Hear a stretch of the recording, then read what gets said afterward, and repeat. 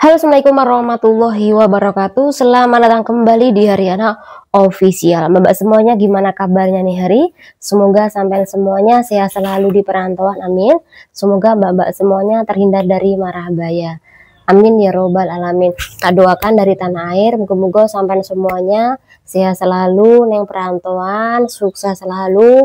Moga-moga orang di rumah sampean yang sampean beri kepercayaan mengurus keuangan sampean, moga-moga semuanya amanah nih Mbak, amin ya robbal alamin. Nah, kali ini ada 3 sekaligus pembahasan curhatan kasus informasi, jadi silahkan disimak serba-serbi warna-warni konten di channel ini. Tapi sebelum kita bahas nih tiga-tiganya, iki ada iklan sedikit aja Mbak. Batman beli kakak le, Batman beli kakak lo, beli kakak. Hanteng he, aku Batman lo kakak, soalnya aku lanang kiana. Ih, enak aneh. Oke, kita lanjut ke video. Jadi dia tuh ngikuti aku Kak, kalau kemana-mana, kalau aku ke depan atau aku ke belakang rumah ini, dia selalu ngikuti.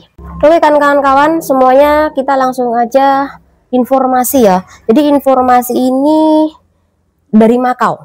Nah, penegak hukum di Makau ini menerima informasi intel dari Hong Kong bahwa jam segini loh, kemudian hari ini ada sindikat narkoboy iki yang bakal memasuki dari Hong Kong iki menuju nanti ke Makau melalui dermaga. Jadi dari Hong Kong dia diloloskan, hasil dia mau ke Makau, dia ditangkap Mbak di bandara. Dan dari penangkapan itu sebanyak 108 paket kecil narkoboy diamankan sebagai barang bukti. Kemudian di dalam kasus ini kenapa kita bahas, karena iki sistemnya nggak jauh beda dengan metode mbak-mbak yang biasanya jualan secara eceran di klub malam. Dan iki para karyawan untuk menjadikan target mereka jualan, mereka tuh menjajankan, menawarkan di klub malam Makau sana. Tapi tidak hanya di Makau kan, di Hong Kong pun juga ada, dimana para yang jualan ini, yang menjajankan ini, iki karyawannya juga di klub malam Mbak, nanti jualan kemudian ditawarkan baik itu PL maupun Mbak Indo. Jadi sama-sama pemakai pengedar, iki juga TKW Indo Mbak. Kenapa kita bahas? Jadi sekali lagi hati-hati buat kawan-kawan semuanya di dalam kasus ini. Walaupun pendapatan iki menggiurkan sekali, per bulannya bisa mencapai 2.000 dolar Hong Kong atau sebesar 4 jutaan kalau dikurskan secara rupiah. Iki dalam satu hari gajinya ketika mengedarkan narkoba ini. Tapi sekali lagi kalau ketangkep ini nyawa taruhannya, karena ketika Anda ketangkep dengan barang bukti seperti 108 bungkusan kecil narkoboy, berarti Anda bisa dijerat pasal berlapis-lapis dan iki bakal tahan lama di penjara. Jadi kalau ada nih kasus-kasus di mana hilangnya saudara-saudara Anda kerja di Hong Kong, kerja di Makau, kerja di Cina, siapa tahu mereka juga ikut dalam jaringan narkoboy. Dan mereka di penjara nggak hanya 10 tahun, 20 tahun lebih kan kawan. Karena sekali lagi, masalah narkoboy ini benar-benar diperangi daripada masalah tentang money laundry.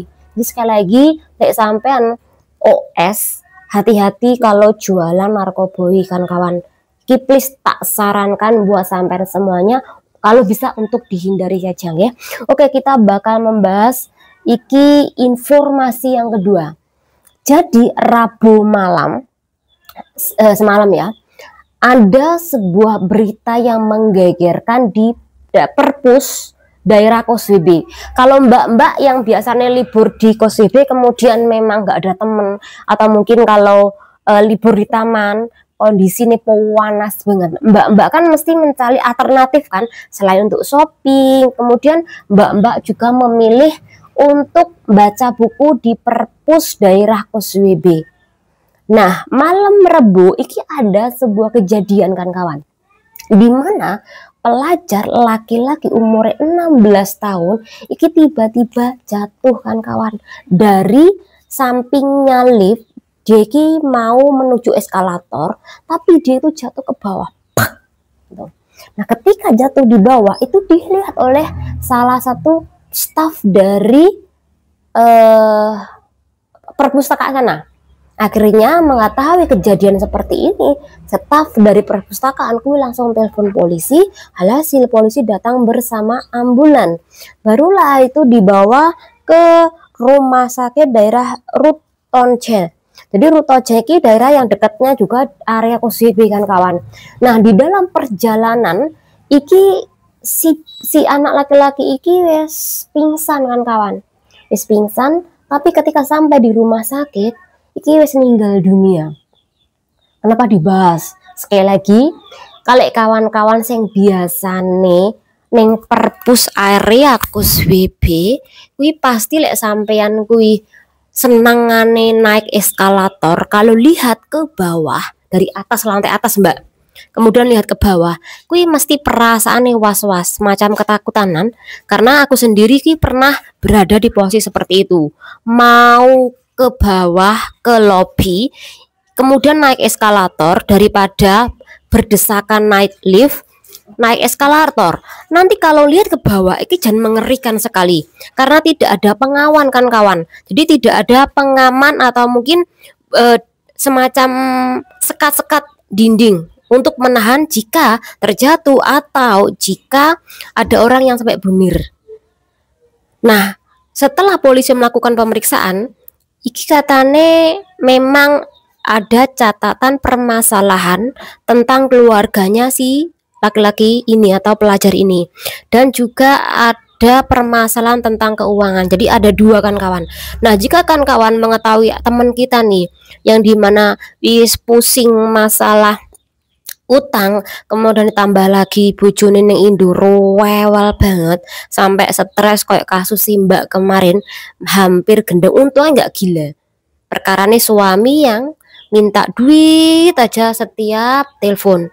Nah, ini kan lek pamane yang ada mendekati ciri-ciri rada-rada seperti itu kan bisa saja sewaktu-waktu sampai tuing bundir kan. Nah, kalau mengetahui teman-teman Anda yang mengalami gejala-gejala seperti ini, sampean bisa telepon di sini kan kawan.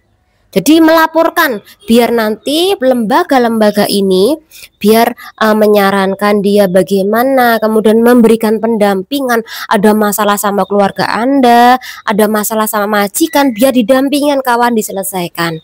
Ya, jangan sampai diem-diem tiba-tiba temennya Anda nanti kayak loncat dari kali, loncat dari gedung, loncat dari jendela milik majikan, jangan sampai ya. Oke, iki kasus yang kedua. Nah, aku membaca sebuah curhatan salah satu temennya kita.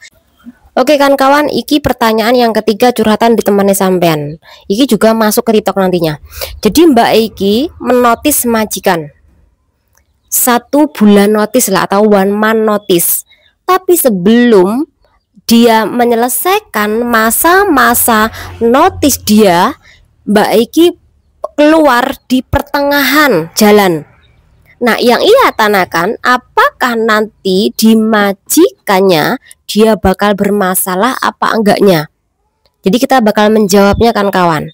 Oke, yang pertama, Mbak E tidak masalah jika dia keluar lebih dulu atau dia di dalam masa-masa notis dia ingin memutuskan untuk keluar dari tempat majikan. Kuwi nggak masalah. Contohnya gini, tanggal 13 Februari Mbak E nulis notis. Kemudian tanggal 20 Februari Mbak E iki keluar dari tempat majikan. Secara otomatis Mbak E nanti harus membayar sisa dari masa-masa sebelum selesai notisnya. Tanggal 13 Mbak E keluar, tanggal 13 notis, tanggal 20 Mbak E keluar.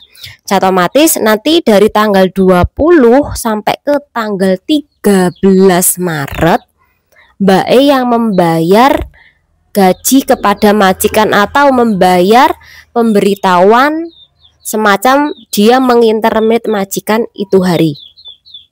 Jadi tidak menjadi masalah di imigrasi nantinya, tapi cuman aturannya Anda harus membayar majikan karena Anda yang melakukan pemutusan kontrak kerja secara intermit ke majikan.